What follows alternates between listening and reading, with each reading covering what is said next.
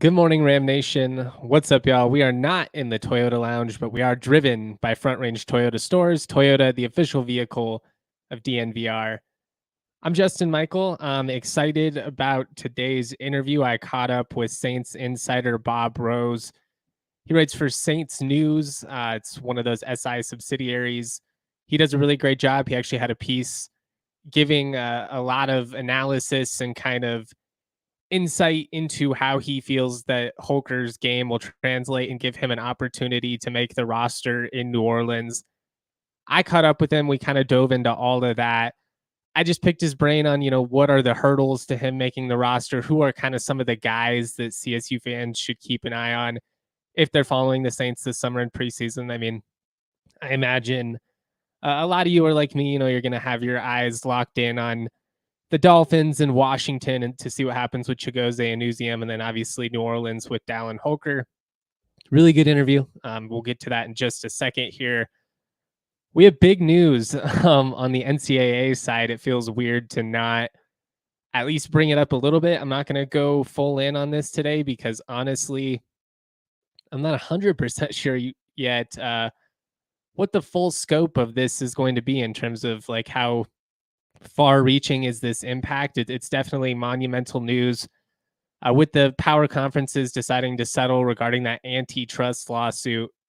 What this does is it opens up the possibilities of having revenue sharing in college football. Obviously, right now we have NIL, and I mean, I don't think that's going away or anything like that, but it opens up the possibility of having like a true revenue share from the universities sharing the profits, like $20 million an institution. How that all works, what that could mean for the futures of these schools, I don't know. Admittedly, I would say my gut reaction is this was inevitable. It also feels like it's probably going to expedite the divide between the haves and the have-nots, which I mean, that's seemingly been in play now for a couple years. So we'll see what happens. I don't want to be like the sky is falling.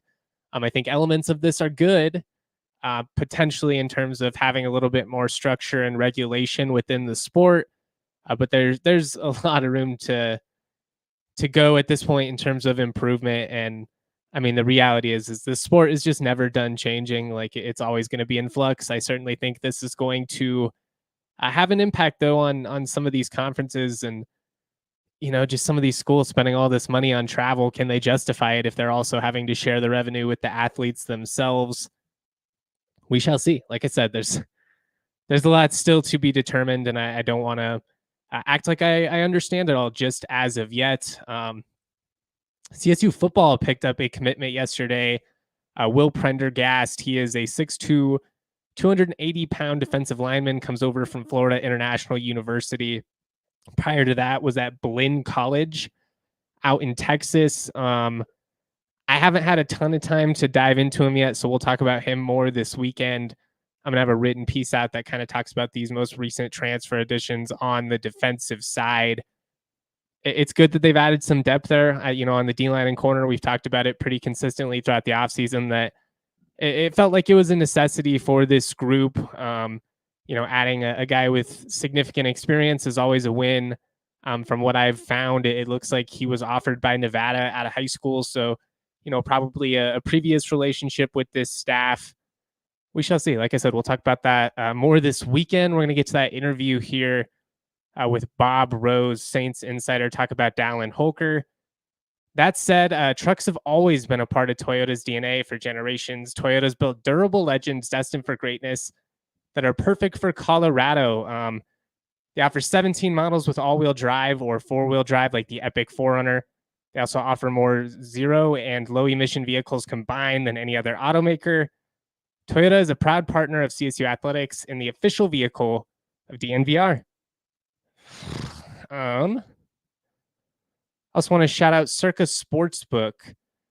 Circa Sportsbook is great. There's real people behind the app. You can't say that everywhere else. There's a lot of chatbots these days. Super annoying. Circa prides themselves on customer service, transparency, on not limiting the bettors. I mean, that's such a prevalent issue now. Unlike other sports books where, as soon as you start winning, you might get flagged. At Circa, everybody has the same opportunity to win big. They strive to give you the best splits when other places might give you minus 115, minus 120 splits. Circa is going to give you minus 110.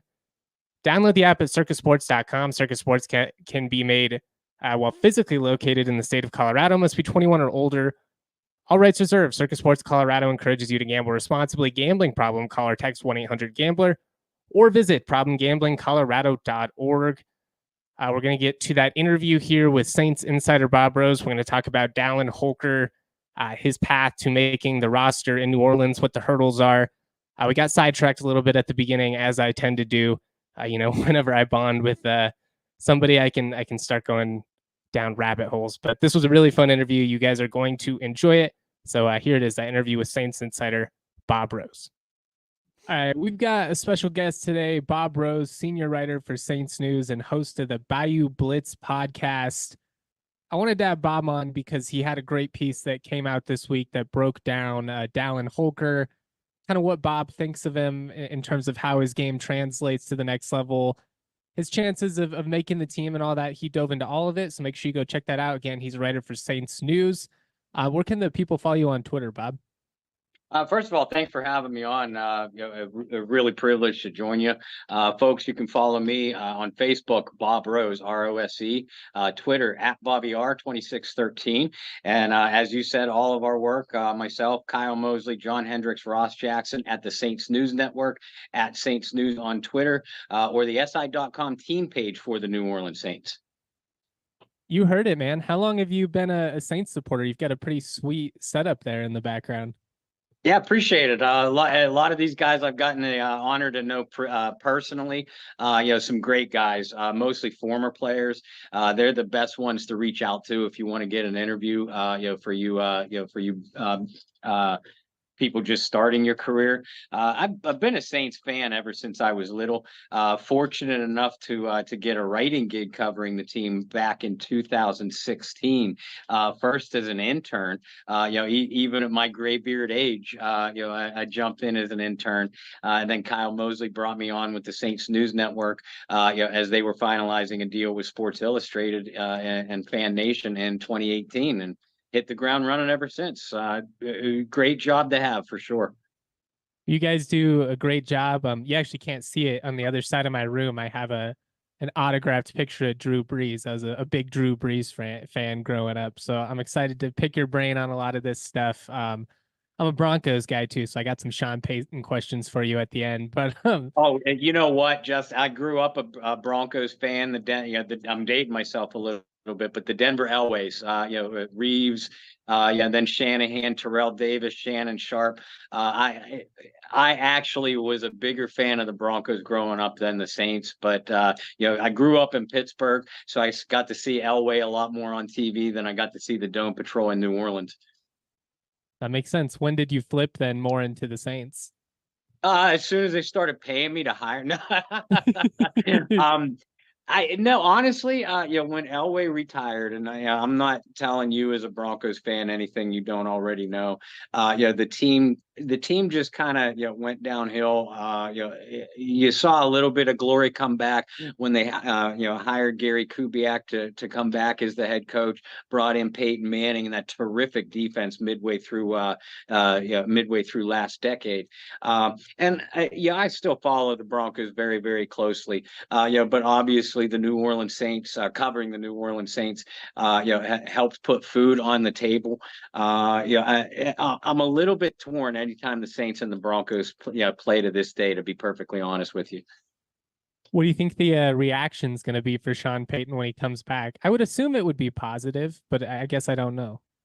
Yeah, it's definitely going to be positive. No, Saints social media, and social media, sports fans tend to be a little bit more on the negative side, generally speaking anyway. Social media seems a lot more harsh on Coach Payton than I expect, the reception he'll receive in New Orleans. First of all, the Saints franchise, they know they owe him so much. They're going to be all kind of video montages and everything like that. And I expect the fans to really raise the roof on that dome. When Sean Payton is honored, particularly during the pregame festivities. Well, I obviously have a lot of questions about Dallin, but just kind of segueing in, I guess let's kind of just set the scene for the Saints going into this year. What is your just general expectation? I mean, it's year 4, I believe, with Dennis Allen. He's had competitive moments, but they haven't made the playoffs, I don't believe. So what's the general consensus, and what are the expectations going into this season for New Orleans? I think the expectations of this franchise, the Saints franchise, still believes that they are a playoff contender. That is one of the main reasons why, much to the chagrin of of a large faction of the fan base, they keep kicking that salary cap can down the road. Restructuring and redoing the contracts of veterans like Tyrann Mathieu, Demario Davis, Cam Jordan. I mean, A, those guys can still play, and B, the front office, management and coaching staff, they still believe that they at least have a core talented enough to play with almost anyone. And although they haven't done it on a consistent basis in these 2 years under Dennis Allen, you have seen flashes of it, like you pointed out. A couple years ago in San Francisco, with very little offense to speak of, they were really in position to beat the 49ers. Last year, they handed Tampa Bay a resounding defeat, down the stretch, and the Buccaneers were, just seconds away from, upsetting the Detroit Lions in the playoffs. I could point to other games like that. The problem with Dennis Allen's Saints, they don't seem to have that killer instinct that we were used to, when this team was run by Sean Payton. They need to be better finishers, when they have a team on the ropes, and they certainly need to start out the season much stronger than they have in each of the last 2 years. Those tiebreakers, losing conference games, losing divisional games early on, have really come back to haunt them. And really, they were just one game out of the playoffs in each of the seasons under Dennis Allen. But having said that, the fan base certainly expects a playoff run.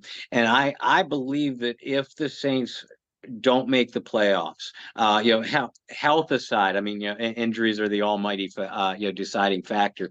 But if this team stays relatively healthy and misses the playoffs, I think then that you could see at least the start of a mini rebuild, beginning with probably a new head coach for the following season. And then kind of off of that, I mean, a big segue in terms of eras with Derek Carr coming in this past season. I think statistically, I don't have the numbers right in front of me, but I believe the Saints made a jump offensively this past year. But what is, I guess, the feeling in terms of how Derek Carr has done? Just because obviously that's who's going to be throwing down the football. Does he feel like he is in a stable spot going into this year? And are Saints fans happy with Derek Carr? Yeah, wow, those are two vastly different questions. Are Saints fans happy with Derek Carr? Not generally speaking, no. And that's why there was so much excitement when a 5th round pick, when a 5th round quarterback in Spencer Rattler was brought into the building. Now there's a certain portion of the fan base saying, Rattler's going to beat out Derek Carr for the starting job. No, that's not going to happen. Watched a lot of Rattler over the years. I wouldn't put all your faith in him. No, no, and I broke down a lot of film of him dating all the way back to Oklahoma too. Rooting for the kid, and ton of talent. When you see guys like Tom Brady, Dak Prescott, Brock Purdy, have such big careers as day 3 picks, you certainly give Rattler at least the puncher's chance. But no, Derek Carr is not in danger of being supplanted in New Orleans. And I've half-heartedly joked that as long as Derek Carr is Dennis Allen's guy and vice versa. So as long as Dennis Allen is in the building, Derek Carr is going to be in the building. Derek has no such problems with job security. I actually like his fit. What his skill set, what his best skill set is what fits very well into Clint Kubiak, their new offensive coordinator, his offensive scheme. So as you pointed out, we did see a lot better offensive performance from the Saints, especially down the stretch of last year. I expect them to expand on that quite a bit. And I mean, when you have weapons like Chris Olave, Alvin Kamara, Rashid Shaheed, and I could name a handful of others, once they and Derek got on the same page, you saw what this offense was capable of doing, and that's even with an absolutely horrific offensive line that we're hoping is vastly improved this year. You wrote in the article that Juwan Johnson, who's kind of probably the most established tight end on the roster, should be in line to have a pretty big year, and that Clint Kubiak's system could be conducive essentially to tight ends having success, potentially somebody like Dallin, a pass catching tight end. What is it about the system that you like? Because I mean, that's something that I brought up, not in great depth, but when, the Saints signed Dallin, I'm trying to look at all the different angles. And one of the things that jumped out to me, well, they don't have a tight end that's really produced a ton in recent years. Right. And then you look at what Kubiak has done, some of the systems that he's come from. And I mean, Carr, like he had Darren Waller, obviously, and with the Raiders, he's a guy that's leaned on tight ends. But what about this offense makes you think that there's a possibility, I guess, for tight ends to break out? The Kubiak Shanahan offense, and I'm always going to call it this because it derives from Clint's father, Gary Kubiak. Again, I'm not telling you anything you don't know. It goes all the way back to Mike Shanahan. Click on the Mike Shanahan film of the way he used Shannon Sharp. And for that matter, when Mike and Gary were offensive assistants in San Francisco and the way they used Brent Jones, they know how to isolate the matchups, to exploit defenses with athletic tight ends. Brent Jones, Shannon Sharp, and I'm not comparing Holker to either one of those guys. I mean, only time will tell. But remember, Shannon himself was a 7th round pick too. Even with Clint Kubiak and Clint and Gary Kubiak both, the way they were able to utilize Irv Smith and Kyle Rudolph in Minnesota, the way they were able to use the talents of Vernon Davis when Mike Shanahan was head coach of the Washington Redskins. You click on any of those films and you'll see a lot of the same kind of concepts. They like a tight end that can attack a defense from the slot. And now you also need to be able to be at least an adequate blocker and able to sift through that traffic coming off of the line of scrimmage without getting hung up in traffic going into your routes. So Dallin has a lot to prove in that aspect. Yeah. But as far as being an athletic pass catcher, I mean, this young man has elite hands and enough athleticism to really threaten defenses down the field. And I think he's an athletic mismatch for a lot of the linebackers that he's going to be going up against.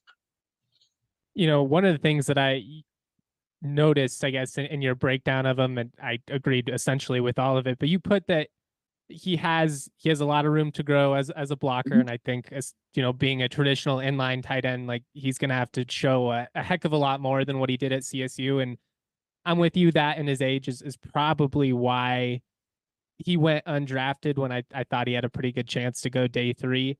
But I actually think he's a little bit better after the catch than you gave him credit for. He had some moments against, let's CU and Boise State where I don't know, it's weird. Like, it's not like he's making these dramatic moves, but he just seemed to make guys miss. And I do think that is a skill for guys in the open field.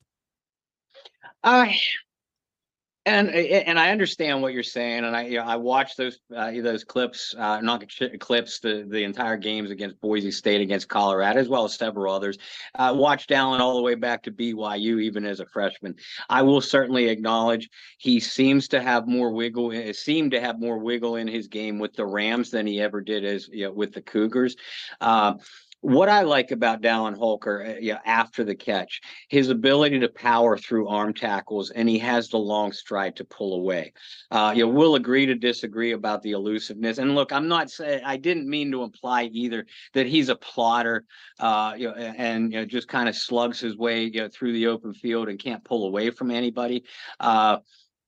In this day and age, you're used to seeing guys like Sam Laporta, TJ Hawkins. And again, I'm comparing him to the current elite of NFL tight ends, which is an unfair comparison for a kid that literally just signed an undrafted contract. So I guess I should have been a little bit more elaborate in that article, is comparing him, his open field skill set to guys like that, saying that he doesn't have that kind of elusiveness, that he's going to have to kind of manufacture yards after the catch, maybe in a little bit more old-fashioned way, breaking tackles and just pulling away, and that onus is on Derek Carr and the quarterbacks to get him the ball on the run. Is he capable of making guys miss in the open field? Absolutely, and I apologize if I made it seem like he didn't. No, dude, you're good. I'm with you. I mean, like I think a lot of the critiques you had are spot on. I brought it up when he declared early. I mean, CSU fans were hoping he would come back, to be honest with Mhm. you. When he went pro, it was kind of a surprise to some Ram fans. But I mean, I talked about it. I was like, tight end is such a weird position to forecast in terms of the NFL draft, in terms of how much they're going to produce right away, because it's a position that typically takes a couple of years to get your footing underneath you. He's an older guy. You know, he doesn't have a ton on film in terms of being like a powerhouse blocker. It's like there's going to be real obstacles to him being like prioritized in this process. His Mhm. greatest asset, though, is that he's got great hands. As you mentioned, he's got a great catch radius. He's got some contested catches on film. Like, in terms of catching the football, he's an NFL tight end.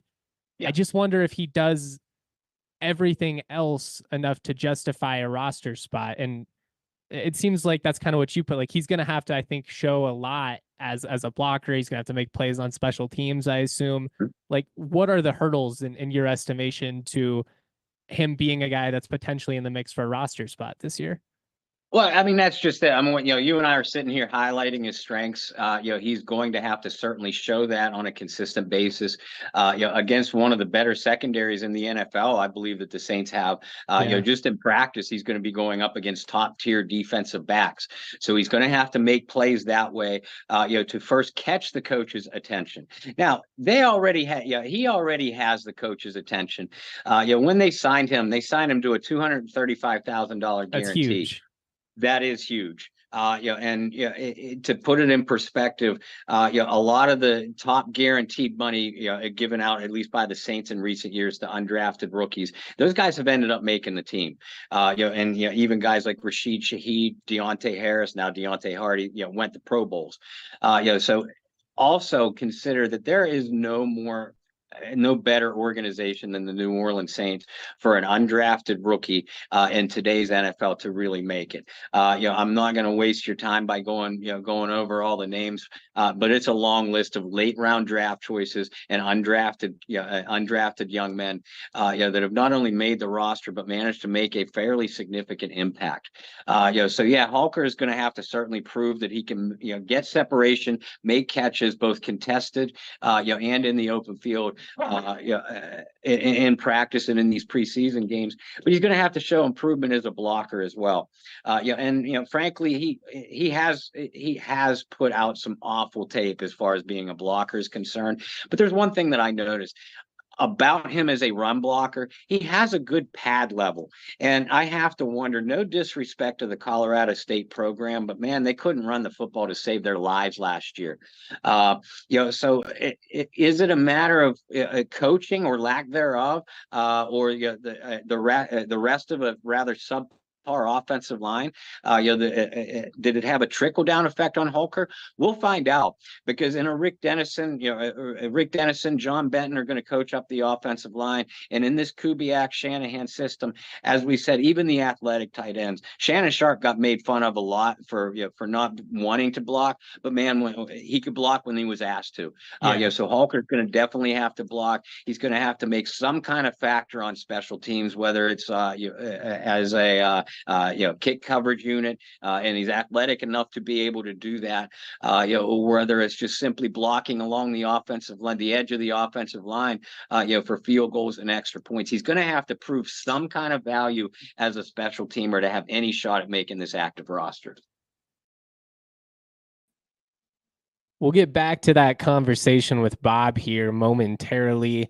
A couple of things already jumped out from that initial interview with him.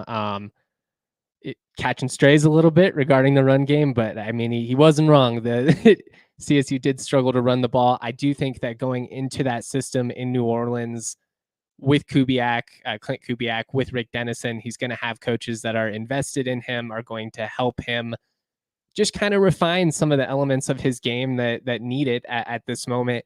As Bob's already talked about, though, I mean, he's a very natural pass catcher, and we're actually going to get into here in just a second the CSU ties that are very deep with this New Orleans team, and kind of how that goes back a long ways with the Kubiaks going all the way back to his time in Denver. And then, obviously when he was a head coach in Houston, and then again with the Broncos, life can get really chaotic. I don't know, man. I slept wrong the last couple nights. Now I got a knot in my neck and shoulder that's so intense I don't even have full range of mobility on my left side right now. I'm like turning like a robot. Tonight, I'm just going to try and kick back. I'm going to try and relax. I'm going to try and let it all go. I'm going to try and choose a chill mindset. And then I'm going to open up an ice cold Coors Light. When the mountains turn blue, it's as cold as the Rockies. Coors Light is cold lagered, cold filtered, cold packaged for a smoother finish. When you embrace a chill mindset, it's a good time to choose chill and crack open a Coors Light. Crisp and refreshing as the Colorado Rockies. Make the most out of the times you choose to chill. Choose Coors Light. Get Coors Light delivered straight to your door with Instacart by going to CoorsLight.com/DNVR. Celebrate responsibly. Coors Brewing Company, Golden, Colorado. I also want to shout out the homies over at Shady Rays. The future's so bright, I'm going to need my Shady Rays. I love them. I love that they're high quality lenses. They're polarized, but they have the perfect amount of dimness, if that makes sense. I mean, I'm pretty blind without my glasses. So sometimes if I put, in particular, like cheaper sunglasses on, like it just makes it so dark I can't see anything. Shady Rays gets rid of all of that glare without making it hard to see. They're durable, but even if you do somehow break them, they will replace them. All of your sunglasses backed by lost and broken replacements. Shady Rays, some of the best around. They're rated 5 stars by over 300,000 people, and exclusively for our listeners, giving out the best deal of the season. Head to shadyrays.com. Use that code DNVR for 35% off polarized sunglasses. Try for yourself the shades rated 5 stars by over 300,000 people. We're going to get right into this interview with Bob Rose. Looking forward to seeing how he fits within that system. Who are some of the players, like if CSU fans are kind of following along throughout training camp, preseason? It might be a little too early to say, but in your opinion, who are some of those fringe guys that are going to be, he's basically going to be competing with, probably for like the 52nd, 53rd spot in the locker room? Well, I mean, you look at the tight end position first, obviously. Juwan Johnson, he is secure as can be. Foster Moreau is the best blocker of the bunch. So those two are rather solidified in their spots. Taysom Hill, everybody wants to talk about Taysom Hill and the skill set he adds to the New Orleans offense. Taysom's listed as a tight end in name only. Most of his damage is done out of the backfield, as a runner or from the slot.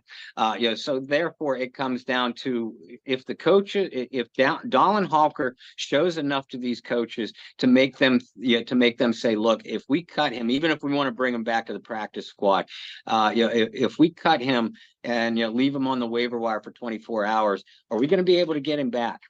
So Holker has to really put doubt in their mind. Some of the other fringe guys are the Saints going to keep a 5th running back, 4 halfbacks and a fullback, or are they just going to go, with 3, a fullback and Taysom Hill? Again, Holker's performance, might knock one of those on the fence guys at running back, or on the fence guys. Hey, do we keep a 6th wide receiver, or do we have enough pass catching talent at tight end where we can go with 5 and an extra guy like Holker? Are our tight ends good enough blockers, whether it's Dallin, Foster, Juwan, even Taysom? Are they good enough blockers to be an extension of our offensive line in short yardage? If so, then maybe we don't have to keep a 10th offensive lineman on the active roster. Maybe we can go 9 and keep an extra tight end. These are going to be some of the decisions facing the Saints coaching staff. And Dallin has a real opportunity, to make them, frankly, afraid that they won't get him back to develop on the practice squad if they release him. Is Adam Prentice still on the team? Yes, sir, he is. Prentice is in a battle for the fullback job with Xander Horvath, most recently of the Chargers.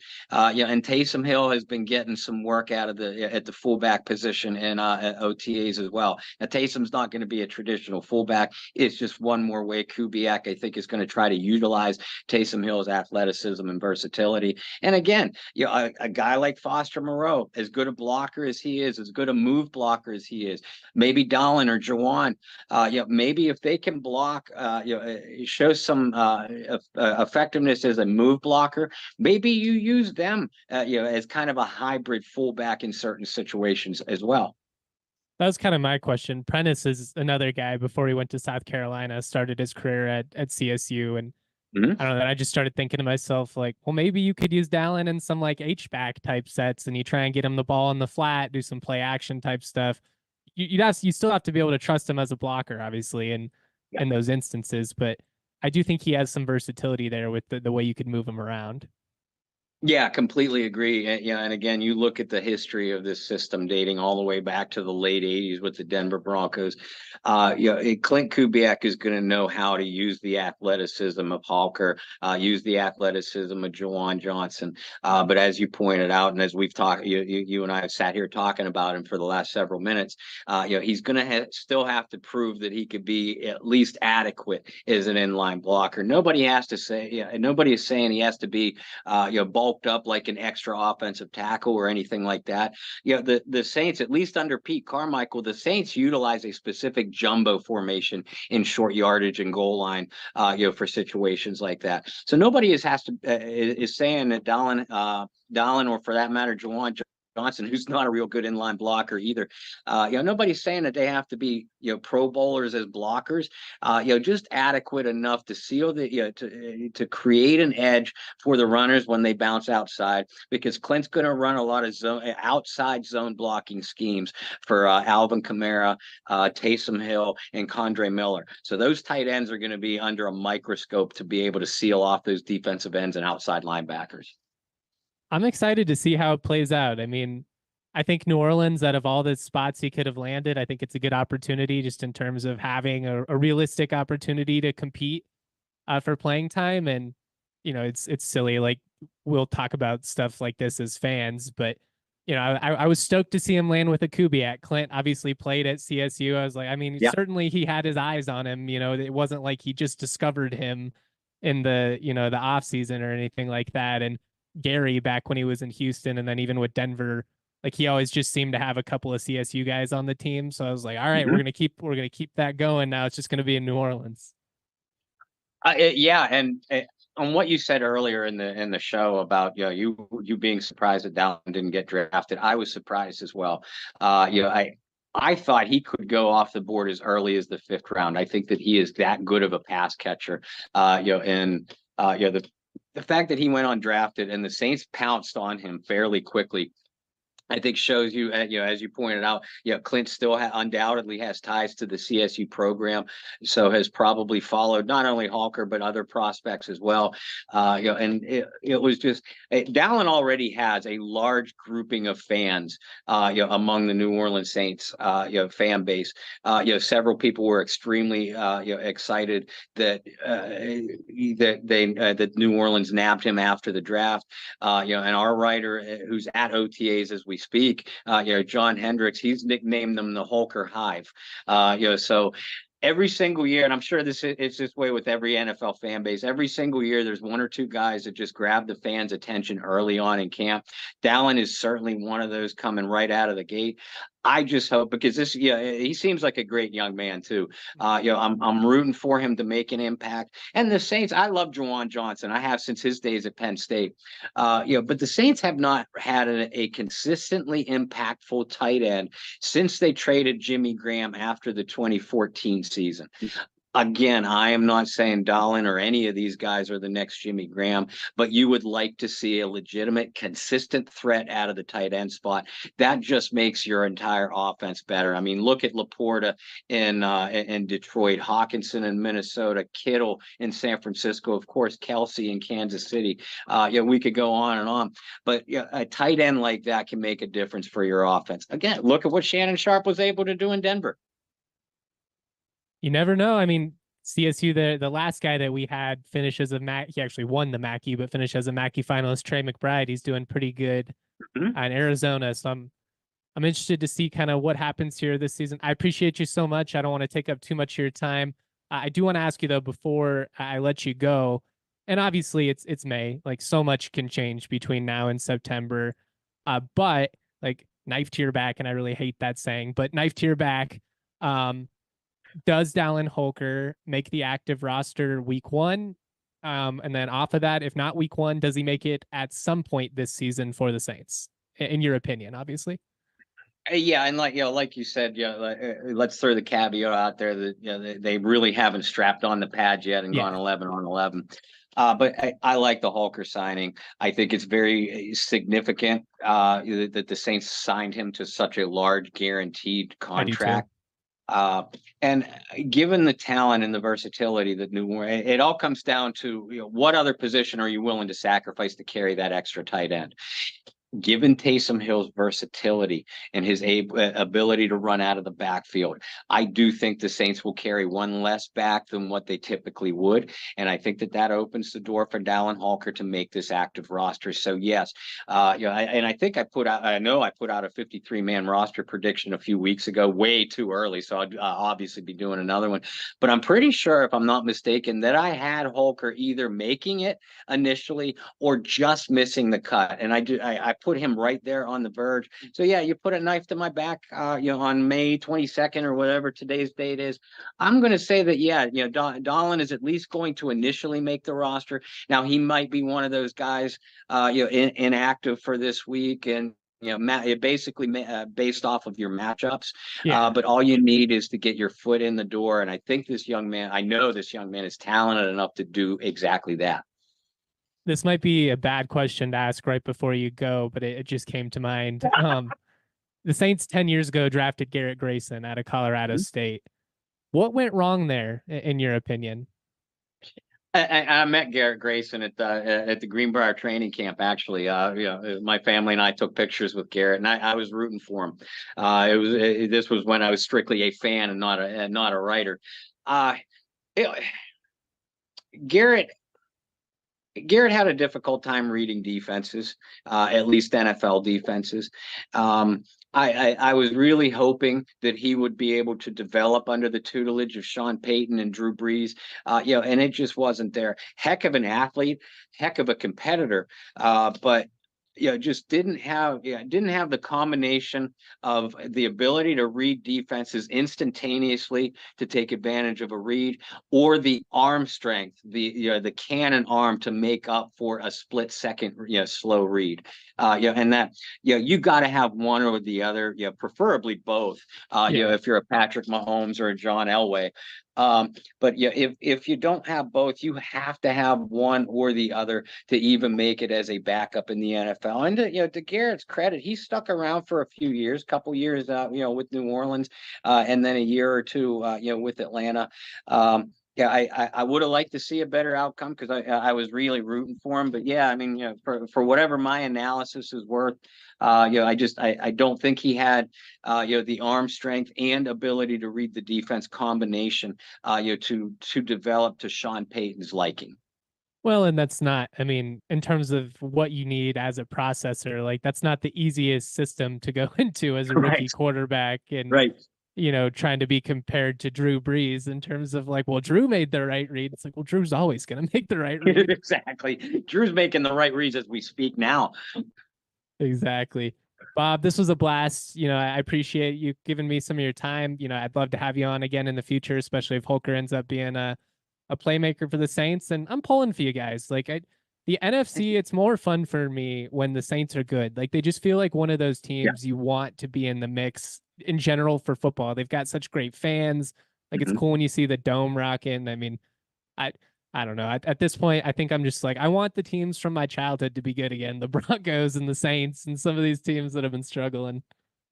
Oh, heck yeah, and I do too. I've always rooted all my life for a Denver Broncos versus New Orleans Saints Super Bowl. Hey, why not? Let's have it in the city of New Orleans when New Orleans hosts the big game too. Sean Payton coming back. I personally, my head would explode with all the emotions. But yeah, I appreciate the sentiment, and heck, I'm rooting for you guys in Denver too. Sean Payton is going to have you guys going in the right direction. I believe he has the patience of the ownership to get things done his way. He has his quarterback. I like Bo Nix a heck of a lot more than my Saints brethren do, after watching him in Auburn. I think Nix is going to do well under Sean Payton, and I'm rooting for you guys too. And absolutely, definitely keep in touch. I'd love to come back on with you during training camp or whenever you need. You have ways to get a hold of me. You're the man, Bob. Rose. Like I said, we are going to try and get Bob back on the pod in the future. If you want to follow him on X, he is Bobby R2613. You can follow his news, Saints News. It's a fannation/si.com operation. You can also listen to him on the Bayou Blitz Pod. In the comment section, there's a typo, but we've got from Who Dat Dude and Me so far at Saints OTAs. Kubiak has been using Holker and the Kyle Juszczyk H-back style. We obviously dove into that a little bit, and I think that versatility that Dallin brings to the table will be a big advantage for him. That said, one of the things that was interesting to me that Bob brought up that I didn't even think about is the versatility of a player like Taysom Hill and how that could actually indirectly benefit Holker and allow the Saints to, maybe operate a little bit differently. Obviously, when they're trying to narrow it down, trying to, dictate who's going to be on the active roster, it comes down to really difficult decisions. And a lot of times it's, as simple as, well, we need an extra back because you have some guys that you can put back there. And if Holker is able to, be a guy that you can put in the slot, put in line, or put in an H-back type role, having more options to impact the field is just going to greatly benefit him and make it more likely for him to make the team. So I think the fact that they've already committed, I think, what was it, $235,000 to him as an undrafted free agent, both him and Chigozie Anuzium with the Washington Commanders, been given very nice deals for guys that went undrafted. And, usually kind of reading the situation, guys that get that type of financial investment from teams right off the bat, that's usually a pretty strong indicator that they believe that you have a good opportunity to, be in the mix moving forward. And, maybe it's me being sentimental. Maybe it's me being a little bit, I don't know, maybe I put too much stock into the alumni stuff and the college ties, but we've all followed the NFL the last 15 years, as CSU people. And frankly, there tend to be a heck of a lot more CSU guys on Kubiak teams than anywhere else. So I can't help but think that is just a nice another element to factor into all of this. Is you've got a coach that has followed you, that's going to believe in you, and I think we'll probably give you a lot more opportunities. So I'm really excited to see how this season plays out for Dallin Holker. Shout out to Bob. This was a blast. Shout out to all you in the comments section. We'll be back with more content throughout the weekend. We've got recruiting news to dive into. We're going to talk about the big NCAA settlement and what this could mean for the future. Like I said, I'm still trying to wrap my head around this whole thing. Every time I feel like I'm starting to get a grasp on the current state of college football, we get another bombshell. And, it just feels like this sport is so unstable right now. And I don't know what's going to happen, but we'll see. What I do know is I'll always be here for you making CSU content. So always proud to be y'all. Much love. Have a great day. Peace.